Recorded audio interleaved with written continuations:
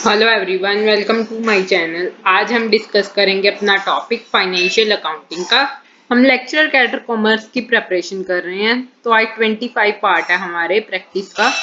तो video start करने से पहले न्यू आप चैनल पे नए हैं तो प्लीज वीडियो को लाइक कर देना एंड चैनल को सब्सक्राइब कर देना। फर्स्ट क्वेश्चन है,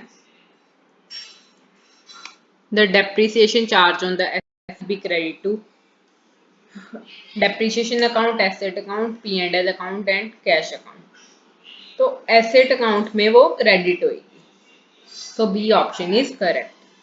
सेकंड क्वेश्चन है, an alternative term use for accumulated depreciation expense, provision for depreciation, cumulative depreciation, targeted depreciation, depletion.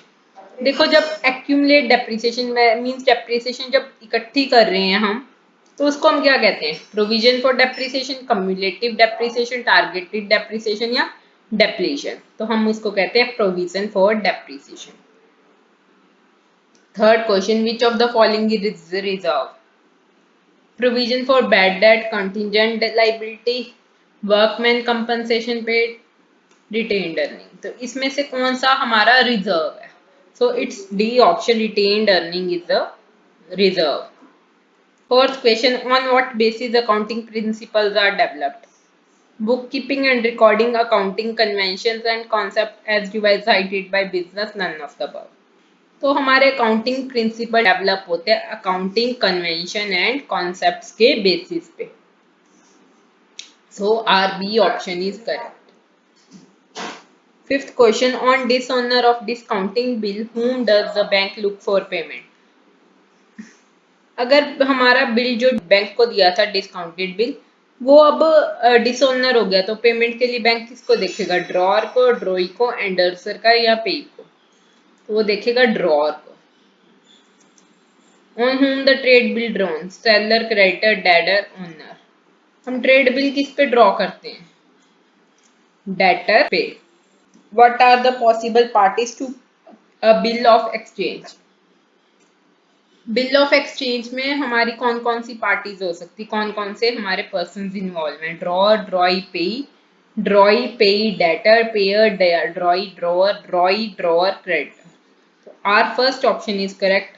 The parties involve in bill of exchange are drawee, drawer, payee. ठीक है, bill जिसने draw किया वो drawer, जिस पे draw किया वो ड्रॉई, और जिसने पेमेंट करनी है दैट इज कॉल्ड पेई। Eighth question, if the drawer is in need of money and cannot wait till due date, receive the money from the bank is called. देखो, अभी हमने किया था, अगर बैंक में जो बिल दिया है वो डिसऑनर हो जाए तो हम किसको देखते? ड्रॉअर को। वो बिल क्या था? उस बिल का एक स्पेसिफिक नेम था। ए एंडोर्समेंट ऑफ बिल नेम था, डिस्काउंटिंग ऑफ बिल नेम था, ट्रांसफर ऑफ बिल नेम था, डिसऑनर ऑफ बिल नेम था। वो नेम था डिस्काउंटिंग बिल। ठीक है, इसका मतलब ये होता है, जैसे सपोज तुम्हें बिल था 10,000 का, तुम्हें पैसों की अभी नीड थी, तुमने बैंक को कहा कि मेरे को डिस्काउंट करके 9800 अभी दे दो, तुम अभी दे दो और बाद में आप ड्रॉई से फुल अमाउंट चार्ज कर लेना। So that is called discounting of bill. Ninth question है, in case if endorsement of bill the endorser debit, creditor account, cash account, bills receivable account, bills payable account. तो देखो, अगर endorsement हो रही है, endorsement में क्या होती है? हमने एक पर्सन ने दूसरे पर्सन पे बिल ड्रॉ किया, अब उसने कहा मेरे से पैसे लेने की जगह थर्ड पार्टी से आप पैसे ले लीजिए सीधा ही, तो हम उस पे एंडोर्स कर देते हैं पेमेंट, जिससे बी ने पेमेंट, सपोज ए ने बी पे बिल ड्रॉ किया, बी ने पैसे देने थे ए को, अब बी ने सी से भी पैसे लेने थे, तो बी ने कहा ए सीधा ही सी से पैसे ले ले, तो बी ने सी को बिल एंडोर्स कर दिया। तो इस केस में हम कौन सा अकाउंट डेबिट करते हैं? So that is creditor account. 10th question, drawing is goods और is credited from sales, purchase, return, outward capital.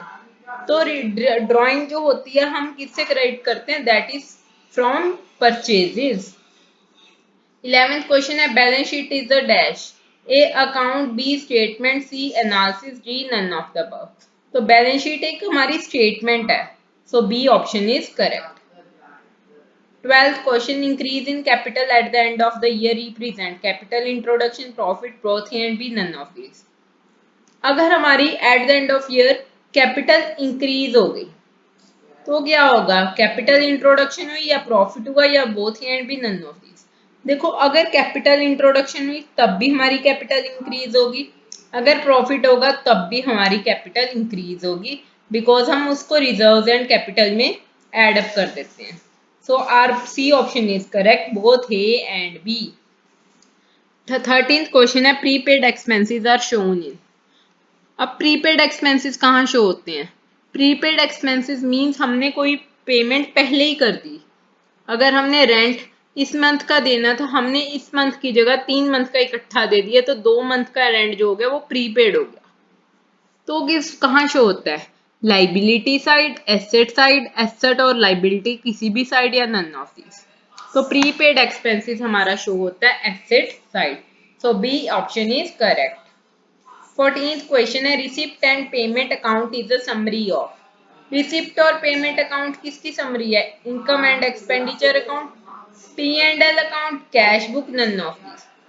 तो हमारी P receipt and payment account हमारी समरी है कैश बुक की। Goods given in charity is credited in dash account, expenses purchases charity sundry. तो जो goods given charity हो ऐसी goods हम कहां से क्रेडिट करते हैं, परचेजेस अकाउंट से। 6 है unearned income is shown on the dash side of balance sheet, a asset, liability, both and b none of these। unearned income का मीन्स है कि हमारी इनकम है बट अभी हमें मिली नहीं। सपोज हमें interest earn but not received, हमें इंटरेस्ट अर्न हो गया बट नॉट रिसीव्ड, तो हमारा क्या होगा, वो होगी हमारी liability, so B option is correct. 17th question है dash represent the excess of asset over liabilities. Asset over liabilities क्या है, तो देखो तुम्हें हम एक सिंपल अकाउंटिंग इक्वेशन हमेशा याद रखनी है, capital plus liabilities equal to assets. अब excess of asset over liabilities क्या होगा, capital, so it is capital, C option is correct. 18th question है reserve share capital means part of authorized capital to be called at beginning, portion of uncalled capital to be capital only at liquidation, over subscribed capital, unsubscribed capital। तो देखो reserve share capital होती है वो portion का uncalled capital जो only at liquidation ही हम call up कर सकते हैं, तो it's B option is correct. 19th question है when full amount is due on any call but it is not received, then the shortfall is debited to call in advance, call in arrear, share capital, suspense account। अगर कोई amount due है call की but अभी तक receive नहीं की है तो हम उसमें कौन सा अकाउंट डेबिट करते हैं, call in advance, call in arrear, share capital, suspense. तो हम करते हैं call in arrear account debit. 20th question है the difference between subscribe capital and called up capital is called. Subscribed और कॉल्ड अप कैपिटल के बीच में हमारा जो डिफरेंस है उसको क्या कहते हैं, call in arrear, call in advance, uncalled capital, none of these. So it is called C option, uncalled capital। 21 question है securities premium can not be applied. अब सिक्योरिटीज प्रीमियम किस में हम यूज नहीं कर सकते, for paying dividend to member, for issuing bonus share to member, for writing off preliminary expenses of company, for writing off discount on issue of debenture. तो इसका answer है for paying to the members. अगर हमें dividend pay करना है तो हम इसके लिए यूज नहीं कर सकते अपना सिक्योरिटी प्रीमियम। क्लियर है? सो आज की वीडियो के लिए इतना ही। वीडियो को यहाँ तक देखने के लिए thank you. Please like and share my video. Share it your with friends या anyone who want this questions. कोई और भी कॉमर्स की प्रिपरेशन कर रहा हो तो उसी को भी आप भेज सकते हो। And don't forget to subscribe my channel. Stay tuned for the next video and bye.